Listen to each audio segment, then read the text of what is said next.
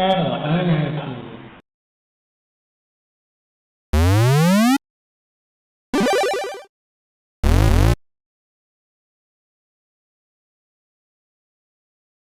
Okay, today's game is Better Dead Than Alien, which is quite the name for a game.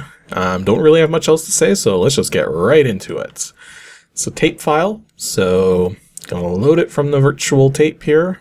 It's doing its stuff. Getting a lot of screen text. And here's our intro from whoever cracked this one. Apparently Ikari? Or Excel? You see a little thing at the bottom that says Excel in the corner of Ikari? I don't know. Oh yeah, and I did quickly test this one ahead of time, and this is another game that only runs properly in PAL mode. In NTSC mode, there is not a lot of graphical corruption, but enough that it's distracting. So, okay, let's move on here. Intro by Excel, and then got some tape active. Okay, that's, annoying. I've never seen a...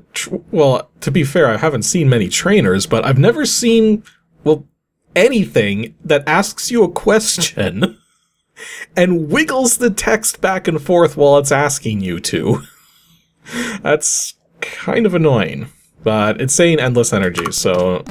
oh, is that the only trainer option? Okay. Well, I guess we're into the game now. That's very weird to only have like one trainer option. Okay, so right off, we're seeing, well, high scores table.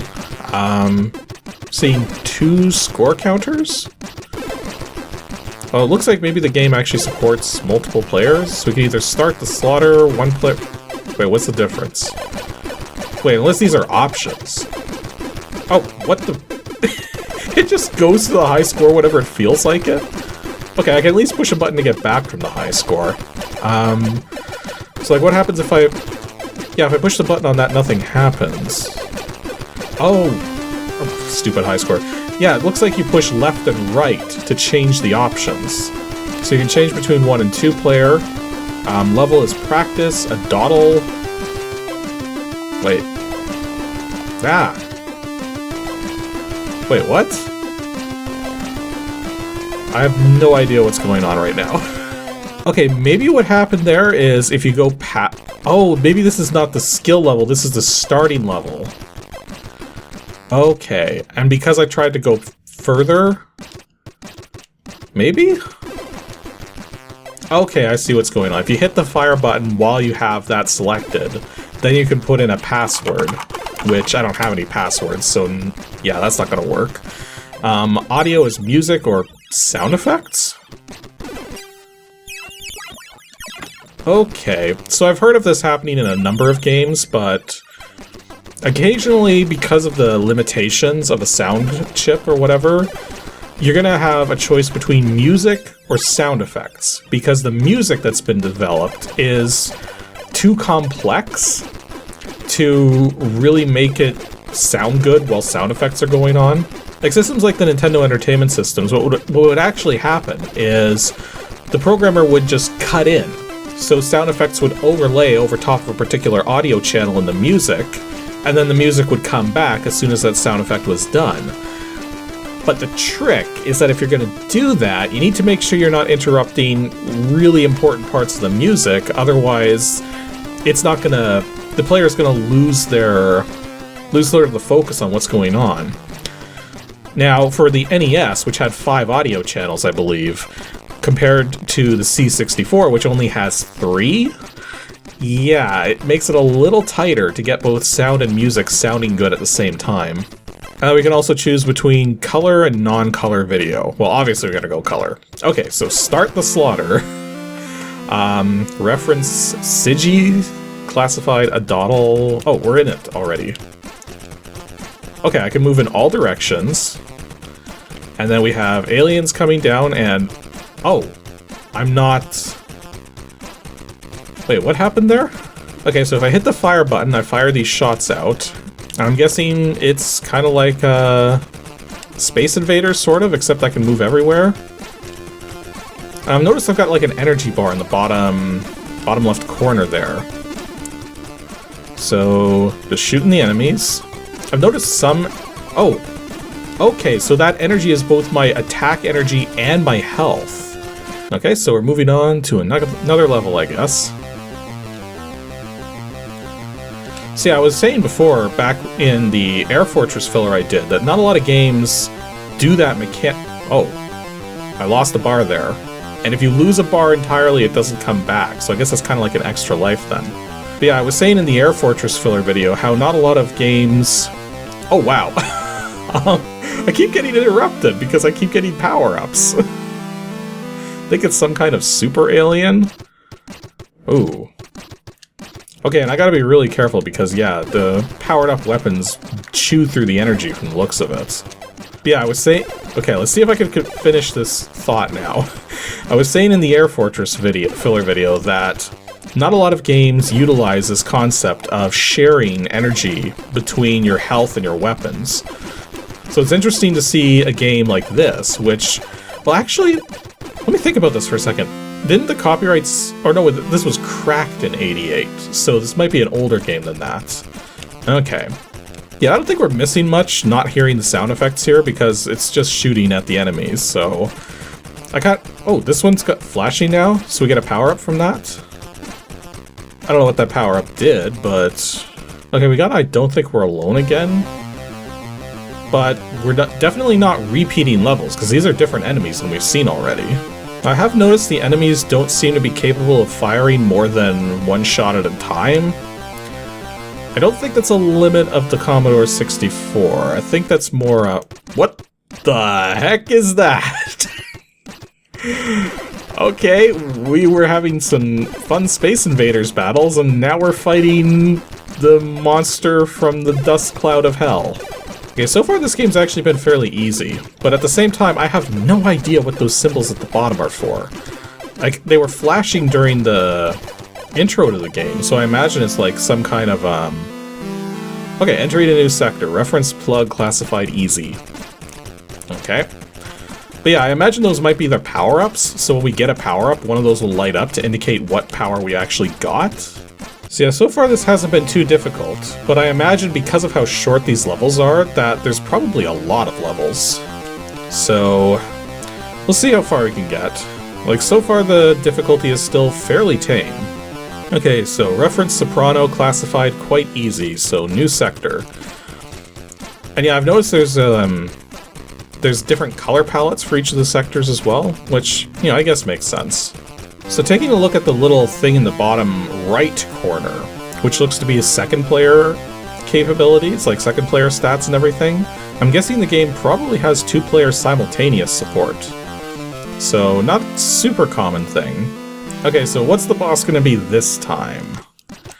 It's now just a red smog monster instead. Okay then. You know, the game lets you fly, like, as high as halfway up the screen, and yet I haven't really found any reasons to want to do that. It seems like staying at the very bottom of the screen just seems to be the best approach here. Okay, Smog Monster's almost down, but I still got like these tiny pieces of it left to get. Okay, there we go. And now, reference mayonnaise classified average. Okay, so... Oh, we are getting multiple shots now. Now there can be up to 2 shots on a screen at a time from the enemies. So it is getting more difficult, and I just lost a life. See, I think that would be my biggest gripe with the game, is that there's no real feedback to when you get hit, but then at the same time, I kind of didn't expect it. Because, you know, it's an old game, and a lot of old games really don't have a good way of conveying feedback from enemy attacks. And yeah, because of the fact that your energy and your health and weapons share the same energy gauge, it seems a good way to avoid getting killed if you start taking hits is to just stop firing. Because if you stop firing, then your energy has a chance to recharge. So that seems to be the trick. Oh, and I just got an extra life. So that was nice, right at the end of the level there too. In fact, that was also interesting that I noticed that the level kept going after I destroyed the enemy, even though there was a power-up on screen. Like, that's something that I find eminently frustrating with some games, is that if they're based on this sort of wave progression, where you're defeating waves of enemies to make progress, and there's power-ups, if the last enemy you defeat drops a power-up, you should be allowed to collect that power-up before moving on. So it's very annoying when a game does that, like has the last enemy drop a power-up, but doesn't let you collect it. Okay, we just got the rapid fire power-up again, which I have to be very careful about because you burn through so much energy while using it. Oh wow, what just happened there? For a brief moment I had like this super weapon or something. Oh, I see what's going on now. So when the bottom panel flashes, it's indicating that a power-up is present from an enemy, and then it's telling you what power-up it is so that you can go and get it if you want it. Okay. By the way, one other thing I've noticed which is kind of annoying is that there's not really any consistency to how your shots are fired. It's like, it seems like it fires at a particular rate, but then as you start hitting stuff, it totally messes up that rate. And it doesn't seem to be related to how fast you're actually firing, so I'm not sure what's up with that. Either way, we got a tentacle monster of some kind, so I guess we're gonna try to blow it to pieces. Doesn't seem like it's gonna be too hard, but the thing I gotta be careful about is I can only move this far up the screen, which means there's no way I can dodge behind this enemy. So I've got to dodge past the shots it's firing. So I gotta make sure I've got enough energy to do that when it's up high enough for me to be able to. Or, you know, just take it out right now. That works too.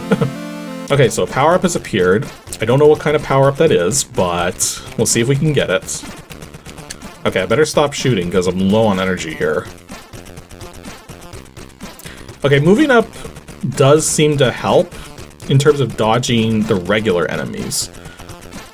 Oh, I've got like buffed up or something. Maybe I take less damage from hits now, or maybe I can take a free hit?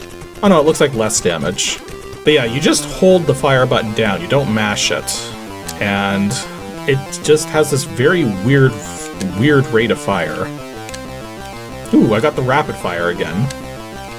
But I have to be careful with the rapid fire because it chews through energy like nobody's business. Ooh, I got a spread shot.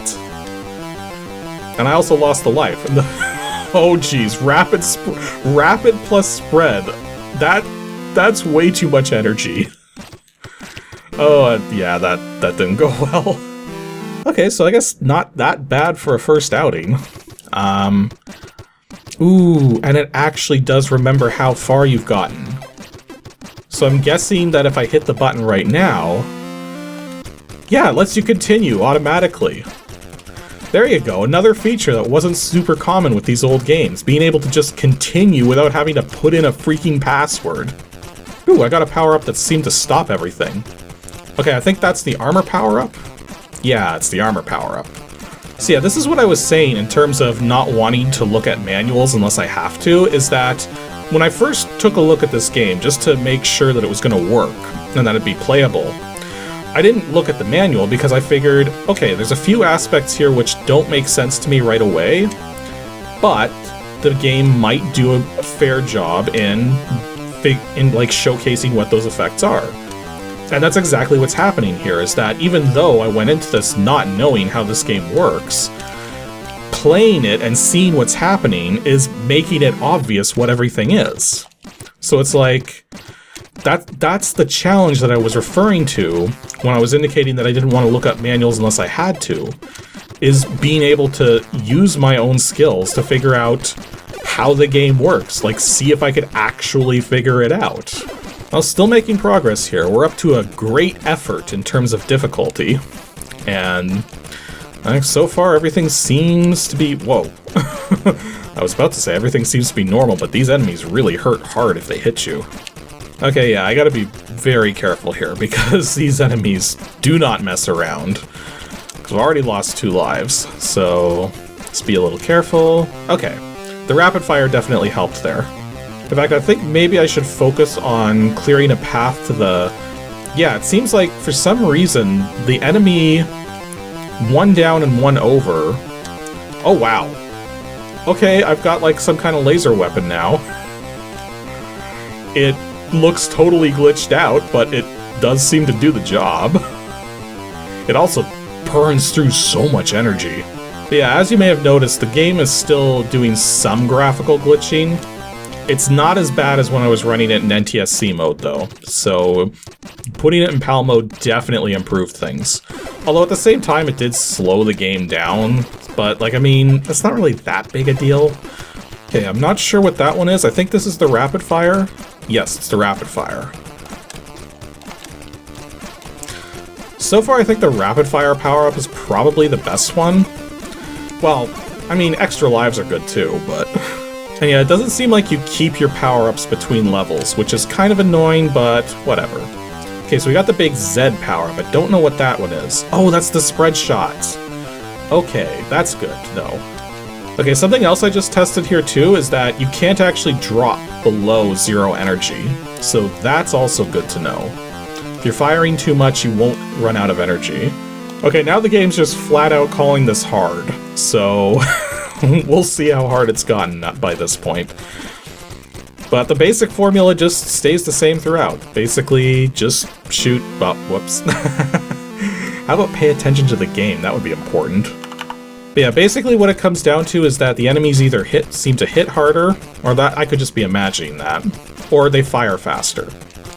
So that seems to be the logic behind how it's making the game harder. Okay, we're about to get to the next boss fight. This question is, what are we going to be fighting next? Some kind of super alien, and it happens to be another tentacle monster. So, like, I mean, my thoughts on the game so far is that it's surprisingly easy for a Commodore 64 game. But at the same time, that's not necessarily a bad thing. But it could be, like, I mean, it depends on what you're trying to get out of a game, right? When it comes to a 2D shooter, a lot of the people who play 2D shooters want them to be really hard. Well, this is not really hard. This is very much the opposite of really hard. Even though this level has a classification of really hard, it's not. And I guess there's also the difficulty potential in terms of if you're trying to go for a high score, because if you continue, your score resets to 0. So to get a high score, you pretty much have to do it all in one shot, which, you know, that makes sense. Yeah, I think there's something weird going on with the player's shots, that it's not always firing them properly. I'm not sure about that.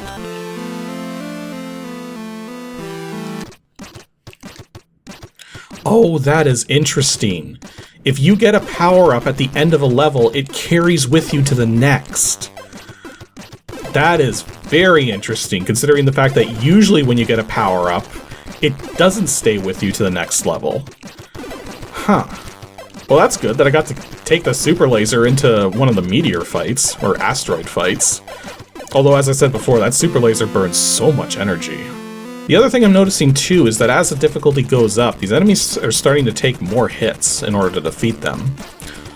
So that seems to be how the difficulty is scaled. More hits to defeat the enemies, and the enemies can fire more shots at a time.